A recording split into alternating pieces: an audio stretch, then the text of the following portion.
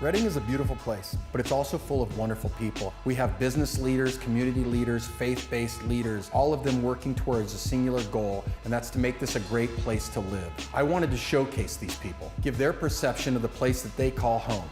This is allredding. Hey, I'm here with Jeff Tugwell from Tugwell Roofing Company. Good buddy, good to see you, man. Nice to see you, bud. Thank you for coming down. Yeah, absolutely. I met you when it was just getting started, and that wasn't that long ago, and it's come quite a ways in a short period of time. It was actually on my birthday, March 6th of 2007, is when my contractor's license went into effect. What made you decide that you were going to start your own business? Well, I worked for Benson Roofing, for a local roofing company for about 10 years, and then decided that I wanted to try something new. Opened up a handyman business, and that really wasn't paying the bills very well, so I decided to get my contractor's license, and the rest is history. And it started just you. It was just you, nobody else? Yeah, just me and my girlfriend. She'd help me put the compressor in the back of the truck when I felt like I needed help. And, nice. And I had a roommate back then, and I'd have my roommate help me tear off the roof, so then I'd put them on. And, one thing led to another. I would just cross my fingers and hope to get another job. That wasn't working, so I learned how to hustle quickly and started knocking on doors. Back then it was at the worst of the economy. I didn't know any better, but I just knew I had to get the phone to ring. And so I started knocking on doors, and then I'd get I'd leave flyers at their doorstep. They'd give me a call. I'd go out and give them an estimate. Then one thing would lead to another. I'd get another job, and then so on and so on. And then I would just hire as I needed. And that's how we grew the company.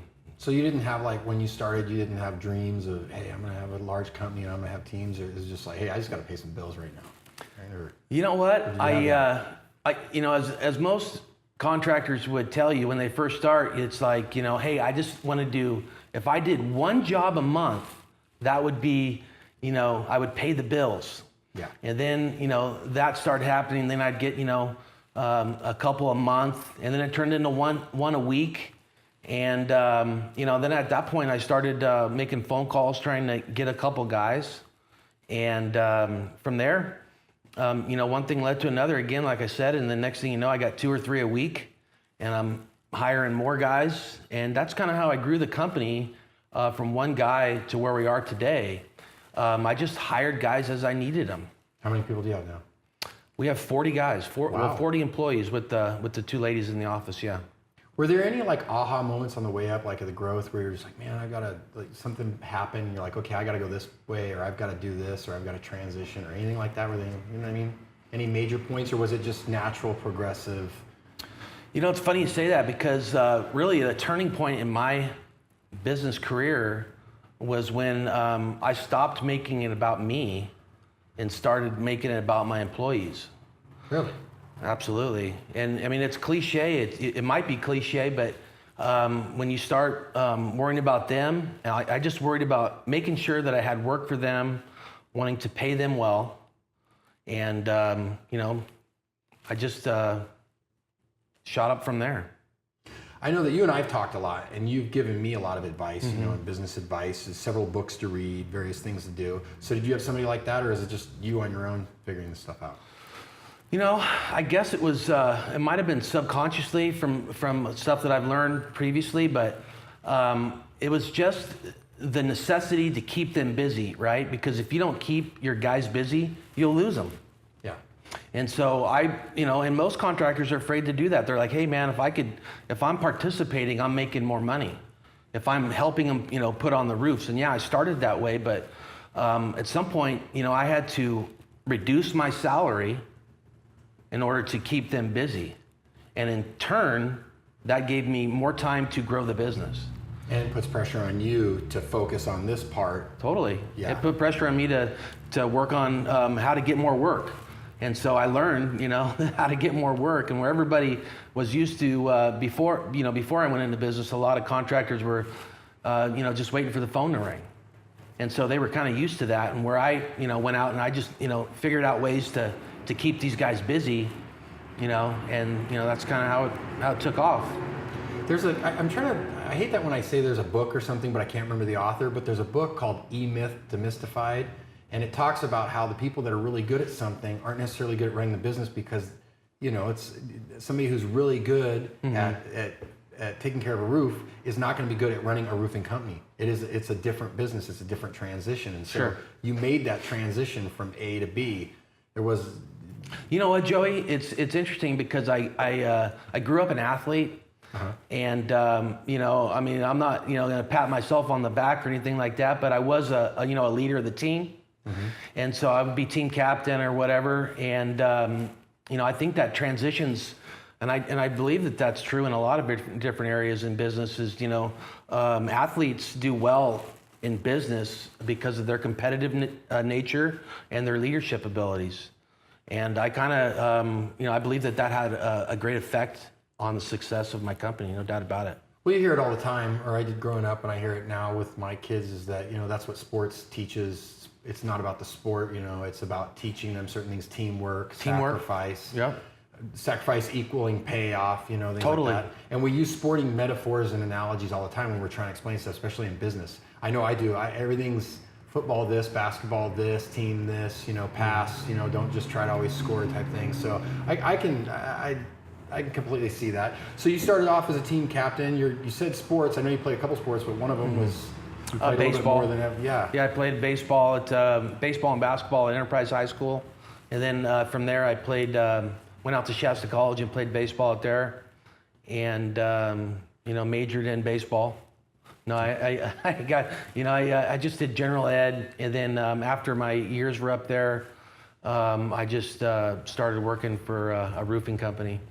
And you've transitioned, so you started off, because we know a lot of the same people, is that you started off and now you're their boss, that transition of you were the younger guy, they were your boss, and now they work for you. Yeah. Is there challenges there sometimes, or you just Not really, I don't think so. I think that, I respect all my guys, and whether it be someone that, I used to work for, or guys that used to have their own company that now work for me. I respect them because I get it, it's not for everybody. Running a business isn't for everybody. No, clearly. It's for me. I truly enjoy it, the challenges of it, the competitive nature of it, and, I thrive in running a roofing company. Do you have any pressures for growth? Do you ever because you talked about it being organic and natural. Is it organic and natural, or is it you're putting constant goals in front of yourself and then achieving them, and so that's the natural progression? I believe so. Yeah, I'm always setting goals, and it's it's obviously more than it was the year prior. For a while there, we were doubling our business, and most business coaches will tell you that's not a good model. No. To double your business. Yeah, how do you keep up with that with the quality? And so it was you really have to be invested in your business in order to do that. And with us, it was with me, why I'm able to stay sane and have that many guys and do as much work as we do. I had to develop systems, and so I have one system, but within that system, I have 4 or 5 different other systems. We have leaders in charge of each different area within my business, and that's what makes us successful, because I want to grow leaders, not managers. And it's big for me to put the onus on someone else and let them know that that's their baby. Look, you have the tear-off crew. Those 14 guys are your baby, and I want to make sure that you're accountable for them. And then I have I have 3 estimators and a sales manager. And so, I have someone in charge of each different category. So I have a system within 4 or 5 different systems within the big system. Where are the challenges, like when you talk about leaders versus managers? I know what you mean, but can you touch upon the difference between a leader and a manager? Or maybe something, if you want to be specific, or just kind of general about no, that person is not going to be a leader, they're going to be a manager. Well, there's a quote out there, and I can't quote it exactly, but it basically illustrates a boss standing behind a group of guys, pushing them. And a leader, in the true sense of the word, is someone out in front of them, showing them the way, with them. They're in it together, and they're not just a bosses, demanding. And like I tell my guys now, it's 2017. It's a different era. We don't demand things from our guys. We include them in our meetings. So, our meetings are very interactive. And so leaders are guys that, are part of the team. They're just the leader of the team. You'd have made a great Marine. I can tell you, you remind me of when I was a young Marine. We had a Colonel, Colonel Pratt, and he was one of these guys that, the same thing in the military, you get the guys that are pushing, you get the people who are, your superiors in rank and everyone hates them.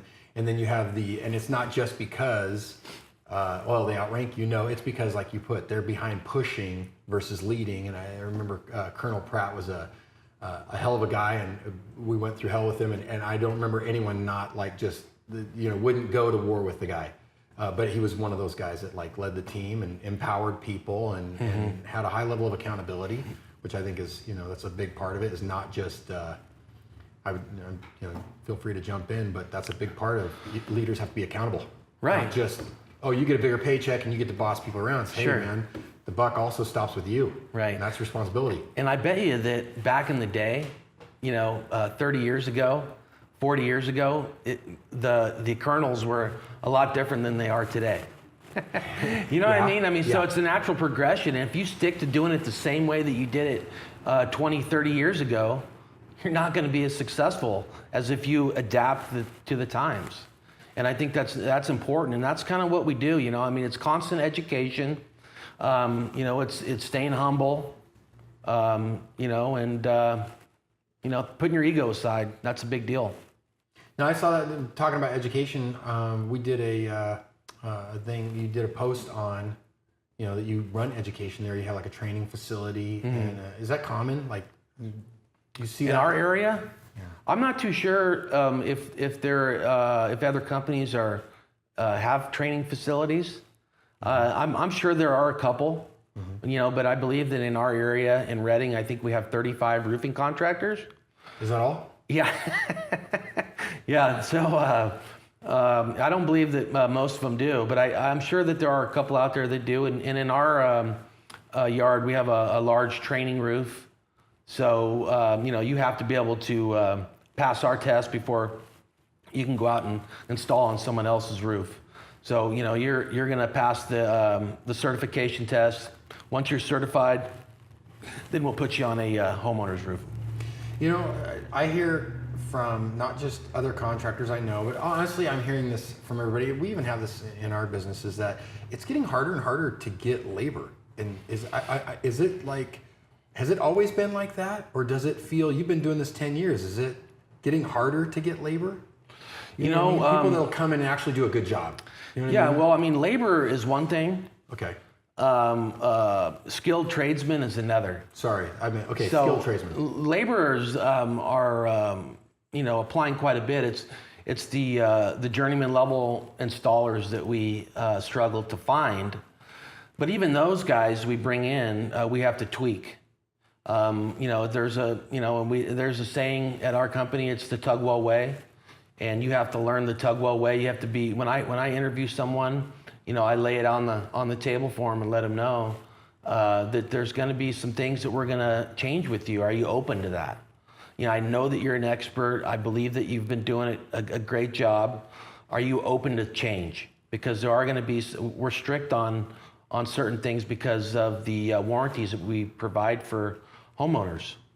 So is it hard to get labor? Yeah, it is. I found that it was what I wouldn't say easy, but they were more plentiful until I got to a certain point. And once I got to about 30 guys, now they stopped. It seems like they're all working for somebody else, or they're not coming into the area.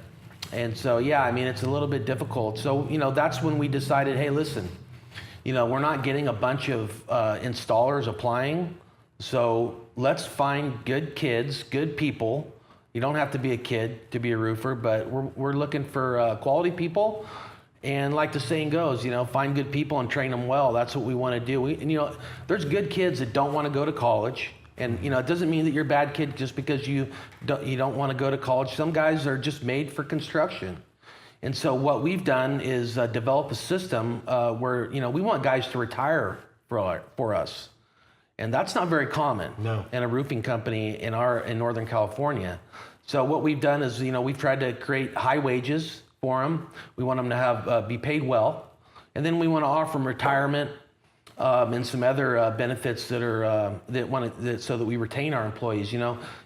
Getting quality employees is one thing. Retaining the people that you have is another. Yes. So we want to retain our quality people. Very nice. Very nice.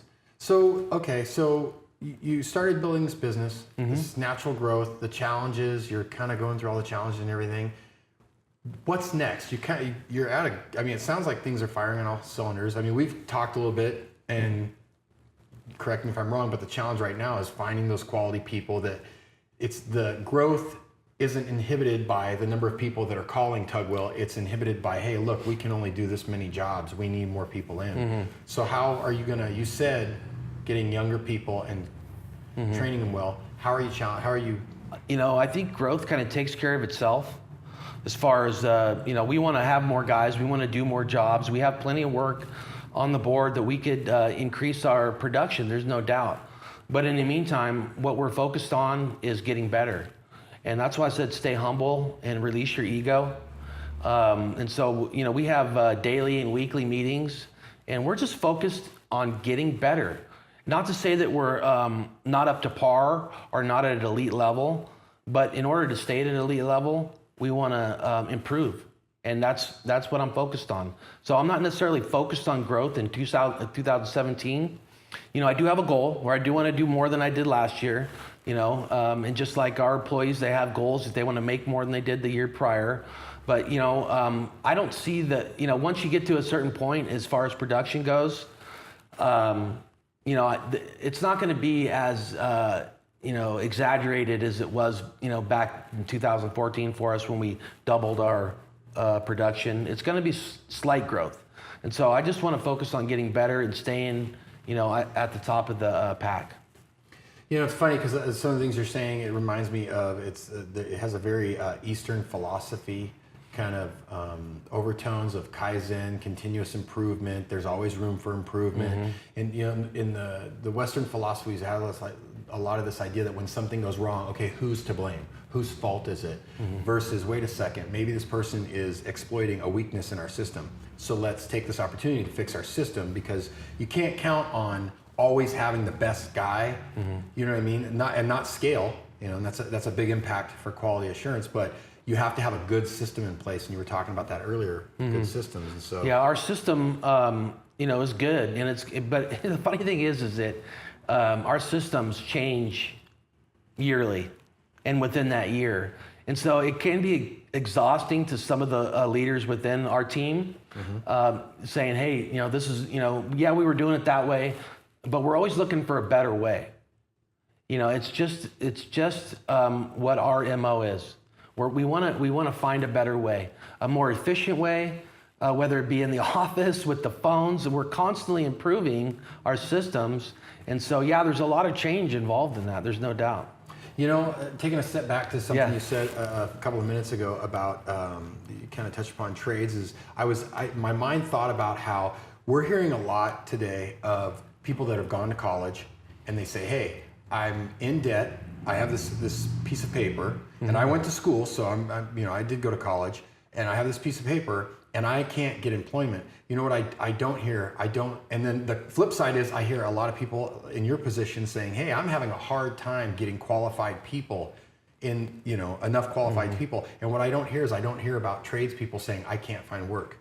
Do you know what I mean? It's like, I think maybe in America we oversold the, hey, go to college, get this abstract education, go in debt, and oh, by the way, there's no jobs for you. And meanwhile, over here, we have a need for trades, for things to actually get done, and we haven't been feeding that pipeline at all. And we're saying, I talked to, we had our house dishwasher broke, got a warranty, called, said, "Yeah, I'll be there July 5th. So we're without a dishwasher for a week. So we're hand washing. Oh my God. I broke down. I'm not gonna kid. No, I busted suds at my parents' restaurants. Are you kidding me? You want to see efficient? You put me in front of a sink with some dish soap. So basically, I'm busting suds for a week. It doesn't bother me, but it's just that idea that there's need over here that didn't get filled, and for the last 20 or 30 years, we've been doing this bill of sale where, and you hear people complaining. I mean, I know I didn't just come up with that people are complaining they owe $100,000+ in student loan debt, and they're like, there's no employment for them. Yeah. I mean, there's probably some other factors involved in that, and just how that educational system, what that kind of fosters, and the mentality that sometimes, especially some of these educational facilities, they can foster a certain mentality, and it's, you know, that all feeds to, hey, I can't get a job. It's like, you could probably get a job. This was maybe not the job that you were thinking you'd get out of college, but you know, it is a sign of the times. I mean, you know, I don't focus on that, but I do know that you know, it's a problem throughout the whole country. I go to these conventions, and all I hear is the other contractors and the speaker of the convention talking about, I know your guys' main problem is labor. You know, not getting guys, not enough labor to do the work that you have on your plate. But you know, we hear it a lot with the younger generation coming in. They're not necessarily maybe as motivated in the trades as you know, it was you know, 10, 20 years ago. So yeah, it's a struggle to get the younger generation through. And yeah, so it's a constant battle, man. No doubt about it. But it's also a lot for the younger people listening. It's a lot of opportunity too. Tons of opportunity. So instead of thinking that you just, you know, hey, I'm going to go to school, I'm going to get a degree in something, and then there'll just be a job waiting for me. It's like there's a lot of opportunity. You and I are both members of a network group of people, that business people, and I've been blown away. I'm new to the group, but I was blown away by the professionalism and the success that the individuals in the group are having. And I would be willing to bet that if you pan across the board, the number of college degrees is actually really small. You know, and I conversely, I have a good group of friends that have college degrees that can tell you that the struggle, their rewards to investment ratio on that college degree, they don't feel like they got a good bill of sale. I'm happy, you know, Right. But I can tell you my education started the day after I graduated school. It was on the job, where it really the piece of paper was just it got you the interview. You know what I mean? I think got you in the door. Sure. Yeah, and I've read something recently where they say, you know, true education starts when you get out of school. Yeah. You know, when you graduate is when you really are educating yourself for you know, for your income and your future and your career. You know, you have to. It's constant education. I mean, the people that you know, stop learning, you know, after college, I think that's a mistake. You know, and I just you know, want to get better and want to learn something every day. So, advice to youth. So if you have some local young people and they're in high school and they're not sure should they take on a bunch of debt, you know, I mean, if you have a passion, if you said, hey, I'm going to be a doctor, I'm going to be a lawyer, I'm going to do this, I'm going to be a school teacher. I mean, if you know your passion, then by all means, right, go for it. But I think the vast majority, I'm 45 and I'm not sure what I want to do when I grow up. So I'm wondering how many 18, 17, 19, 20-year-olds, if you were going to give them straight advice. Well, I would have a hard time, you know, giving them advice during this talk that we're having. Yeah. My advice would be to listen to your parents. Okay. But you know, if they came to me, you know, and that's the thing, you know, one of the things that, you know, is kind of our culture at Tugwell Roofing is that there's a lot of that going on. You know, a lot of advice, a lot of, you know, soul searching and helping each other.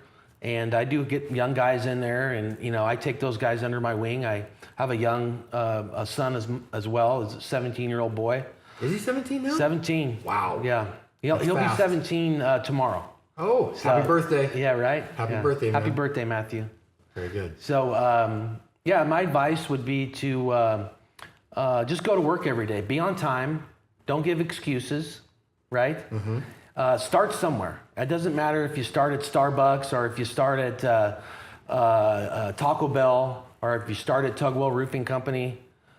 Develop a work ethic and go from there. You know, a lot of kids they come and start working for me, And you get the kids that don't show up or they call with an excuse. And our philosophy, you know, I'm not a real a hard boss to work for, but I don't deal with excuses.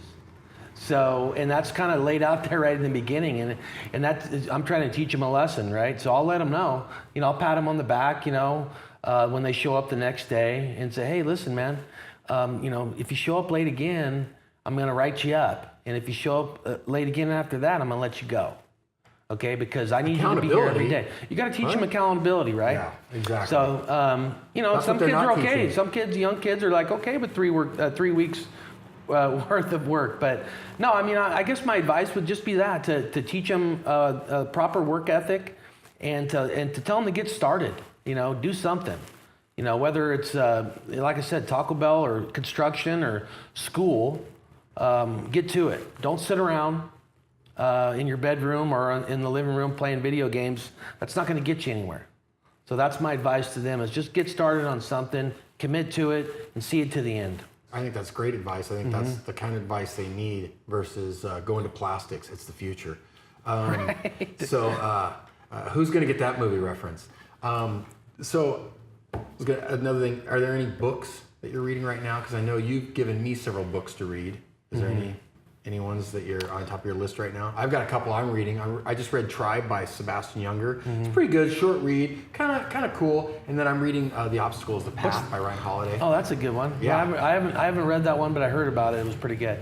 What's the Darren Daily book that I? The Compound Effect. The Compound you gave me Effect. that book. Yeah, I read that once, and then I got it on CD, and so it's like, you know, reading it all over again by, you know, listening to it. So it's pretty cool. That one has a lot of things in there that you could remind yourself year in and year out. Well, So, it goes back to what you were talking about earlier when you said, you know, coming in, improving, constantly changing, small little improvements. That's kind of the philosophy of the Compound Effect, is that everyone's looking for this big magic bullet, Right. this everything right now, which I think a big part of that is that we've gotten a very short attention span. We've gotten a very, what's the term, the immediate gratification, Right. quarterly reports, that kind of thing. We've got a culture where we fed like immediate, we want immediate success. And that book is kind of saying, hey, look, you know, success is not one big step. It's a series of, you know, right choices that follow. Right. Just like failure is usually not bad luck. It's a series of poor decisions that have put you in a position to constantly be punished by life.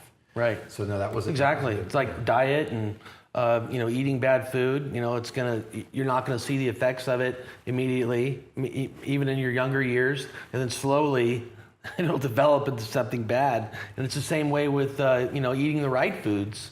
You know, you're going to not see the effects right off the bat, but you know, 2-3 years down the road, you're gonna feel it. You're gonna see it. You're gonna be happier. You know, it goes into a lot of things like that. You know, exercise. You know, the guy says, you know, I'm gonna exercise every day for an hour and a half at the gym. That's not gonna work out for him as well as if a guy says, you know what, I'm gonna do it for 3 days a week. You know, for the rest of my life. That's, you know, a slow progression there. So don't burn yourself out. right, yeah, don't burn yourself out. Absolutely. But you know, the book that changed my life, and I'd say this. Here we go. This It's is a what big I one. wanted. It's the Rockefeller Habits by Byrne Harnish. So that changed my business life. And the guy that recommended that book, I had a booth up at the home show, and I was sitting there, you know, talking to customers, and this guy I know walked by that owns a prestigious company here in town, Bob Mather. Okay. Suggested, he saw the growth that we were having, and goes, hey, have you read Rockefeller Habits? And now there's an updated version called Scaling Up, which I've read that as well. So that book really changed my outlook on business, and I think that's a great one for people that want to have a growing company or that are growing, because it sets you up with worksheets on you know, how to develop these systems and meetings. And I mean, it was just it was like a light bulb went off when I read that book, and gave me the confidence to grow. And I thank him for it every time I see him. How long ago was that you bumped into? That was I would say that was probably 4 years into my business, so probably 2011 was when he gave me that book, or he suggested that book. And so, yeah, I've actually went to a business meeting and in front of 50 other business owners and shared that book with them and said, hey, this is my Bible, other than the Bible. Other than the Bible. Yeah, other than the Bible. I suggest reading it if you are an aspiring business owner. And so it's a great book. I highly suggest it.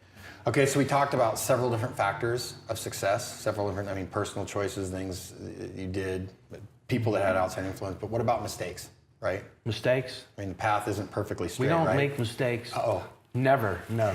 Now, we do make mistakes, and we probably make them often, but not as often as our competition, hopefully. And so, the big thing to do is learn from your mistakes, right? So, we want to, what is it? You're either succeeding or you're learning from your failures. So you're never really in a bad situation there, as long as you are learning from your mistakes. And so we've had a time where we maybe we grew a little too fast, like I said, we went from 10 employees to 20 employees and it doubled our production. And we had a hard time keeping up with the supervision. And so I learned during that time period that I had to have instructors on the job. I had to have crew leaders, and I had to hire project managers. So now, a big thing for us is just proper supervision. And then after that, what you need to do is you have to go back and you have to check on the final product. So I think a lot of mistakes that are being made in the industry, and hopefully this will help a few people, I'm not opposed to that, is not having proper supervision on the job site and then not doing a final check. Mm-hmm. So, a lot of times it's like, the guys get done and yeah, we're done with that job, and you're like, okay, great, we got a check, we're moving on. But we don't collect the check until we have a final inspection. And that final inspection is a 40-point checkpoint for our guys to go out. It's either Jordan or myself that goes out and does a final inspection. So you pass that inspection. It's more times not that it's Jordan now.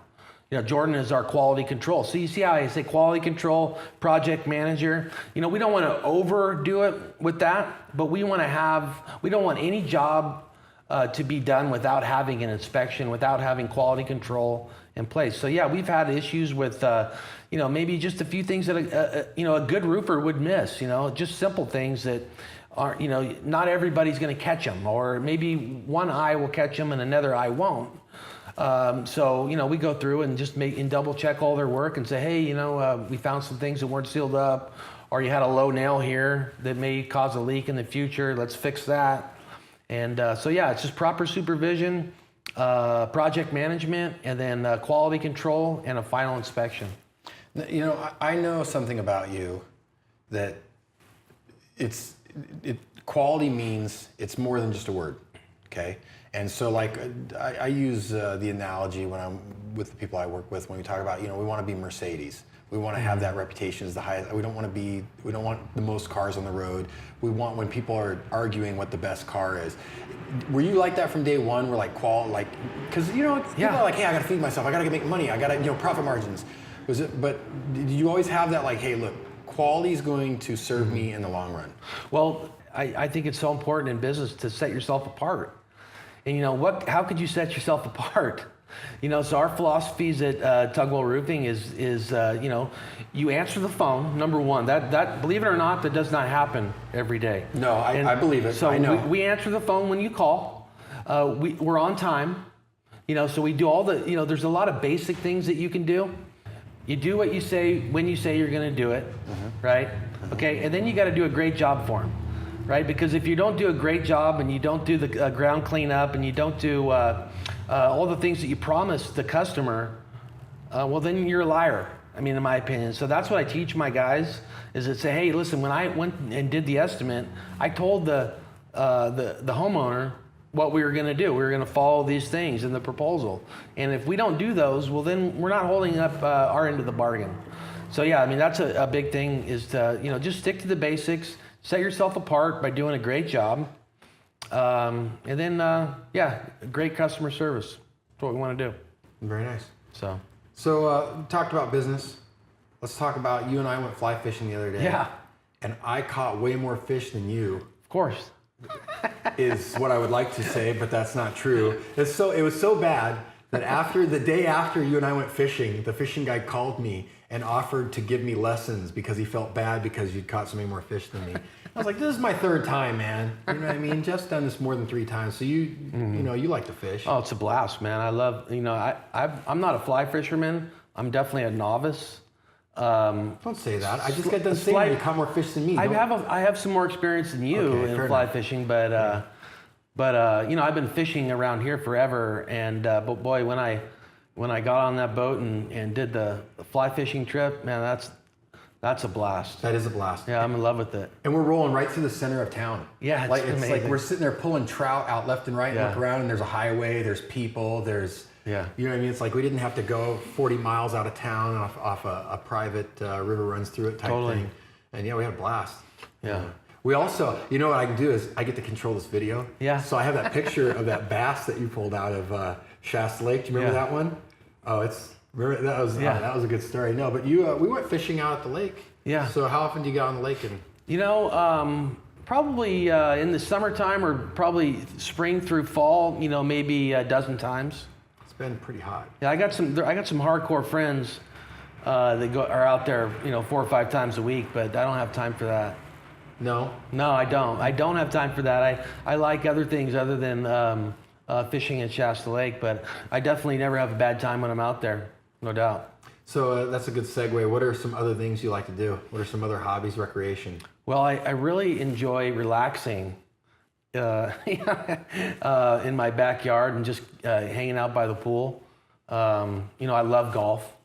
So golf is my number one right now, my number one hobby, absolutely. Okay. Yeah, so, I want to golf as much as possible, and that probably means, maybe once or twice a week, but that's quite a bit. Nice. That is quite a bit. So I try to get out there, business. Even when it's hot, but yeah, I love golf, and I'm not very good at it, but, I do have, that one or two good shots per hole is what keeps you coming back for me, and I strive to get better. I'm extremely competitive, so I love golf and I love fishing and play a little bit of poker.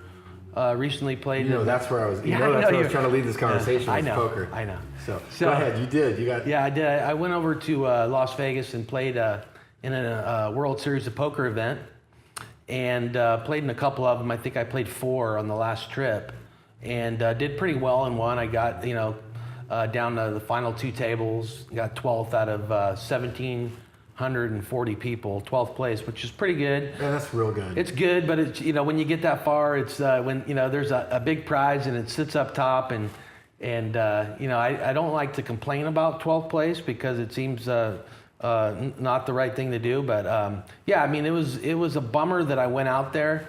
But pretty good story. Tell my buddies, that 12th place in the World Series of Poker event. I wonder if anybody from Redding has done better than that because right after you placed, we have a small little community of poker people. It started firing around. There's another Bob as a poker player, does pretty good in the World Series. Greg is head out, so I don't know if anybody from Redding has done any better than that. I'm not sure, but I'm gonna go back. I'm gonna go back and play the main event. I'm gonna try to satellite in and play the big one. How many people are usually in that one? In that one, you'll see close to 7,000 people in one poker event. So that's the one that's like first place is usually running around $7-8 million, right? Right. Yeah. Wow, what a light that would be. That would be pretty some cool. bragging rights, man. Yeah. I once took 4th in a 5-man poker tournament. I don't know if that counts. Yeah, I think we were at a final table before in. Arena. And you took me out. That's what I was saying. I remember. I remember it very clearly. I had Ace King, and you had pocket 4s. Wow. And that stood up. It stood up. Well, you never were not in the lead. But I could have got you a couple hands prior, and you had Ace 8 and I had Ace Jack, and I talked too much. I was young. It was early in my poker career, man. I didn't, and it's still young. I'm still so far away. I was talking to Greg the other day, and he's like, "Oh, you should come and play out." I'm like, "So I can donate?" Are you kidding me, man? This isn't 2007. No, you don't give yourself enough credit, bro. I've been watching Doug Polk Poker. Yeah. That's Doug Polk Poker. Doug Polk Poker.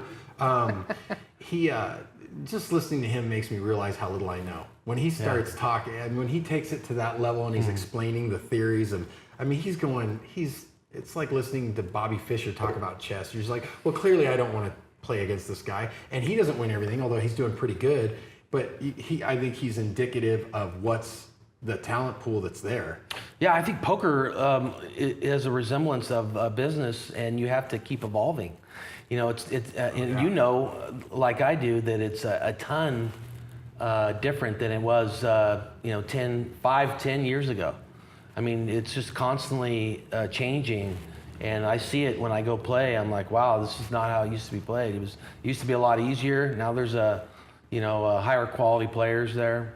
So when you see the people, one of the things I noticed a few years ago, they would, I'm watching the World Series of Poker and watching various events, and these guys are professional poker player and this professional poker player, and all of a sudden, and this person's a physicist from the University of Maryland, and this person is a mathematician from MIT, and you know what I mean? There's all these people that their background is heavy mathematics, physics, you know what I mean, and engineering, and it's like. But you also have a different group of people, and those are the people that the players that go on feel and intuition. And just by, watching how others are playing and playing off of that, and I think that's how I model my game after. I think the math, after playing as long as we have, really comes second nature to me, and I think that I kind of go off of feel and reading the other player.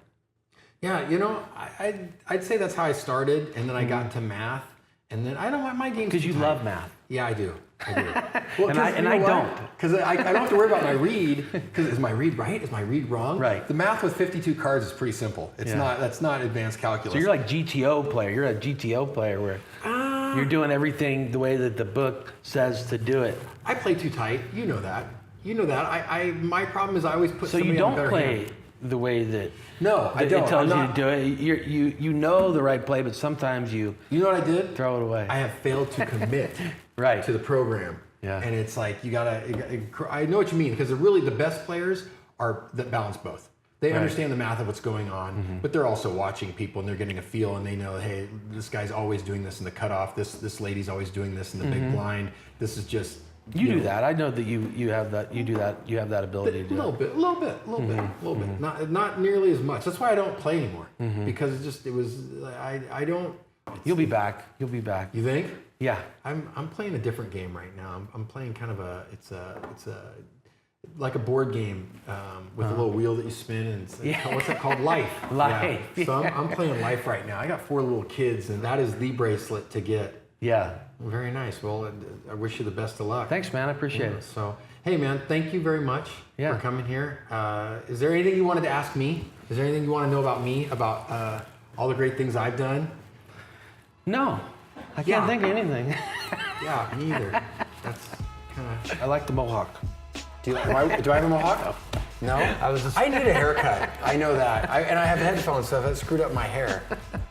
But I'm not self-conscious. I gotta be honest with you. I'm so damn handsome that I feel sometimes I need to dress it down. You know what I mean? I don't want to intimidate people too much. I appreciate it. So, hey, I'm a giver. Okay, cool. What else we got?